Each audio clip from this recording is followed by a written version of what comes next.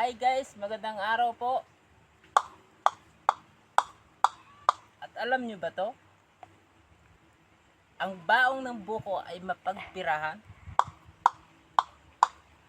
Dito sa Masbate, ito po yung pinipirahan ng ating mahirap na kababayan. So, tulad nito, nagbubunot ng buko. Ito. Tingnan niyo po ha.